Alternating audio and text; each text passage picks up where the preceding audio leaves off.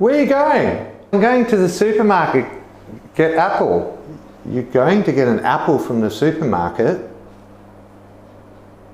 I think I'm going to buy a kilo. Why? Oh, you're going to buy apples from the supermarket. I was wondering why you were going to buy an apple at the supermarket. It just seems like a little bit of a hassle for one apple. I would have thought the corner store would have been a lot easier. See, pronouncing words incorrectly can create a lot of confusion. Singular and plurals is another point that I'd like to bring to your attention, as it can change the meaning and create confusion. Hi everyone, how are you? Today we're going to talk about the pronunciation of singular and plural. So if you mean one item, you pronounce the word as is.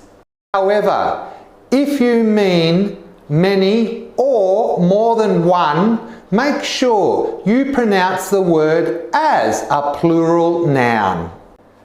It's confusing for some non-native speakers, as some languages don't use the plural form of nouns. Now, let's have a little practice. Snack, snacks. Hat, hats. I'd like a snack. I'd like some snacks. Bug, bugs. Shoe, shoes. I've lost my shoe.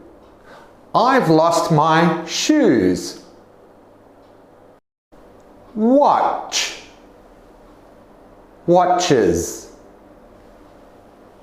Bus, buses. I have a watch. My brother has 5 watches. Mouse, mice. Child, children. I have a child. I have children. If you notice, from the examples we just gave, plural nouns can be pronounced differently. So, learn how to pronounce plural nouns in another one of our videos. That's it for today. So, till next time, I'll see you later.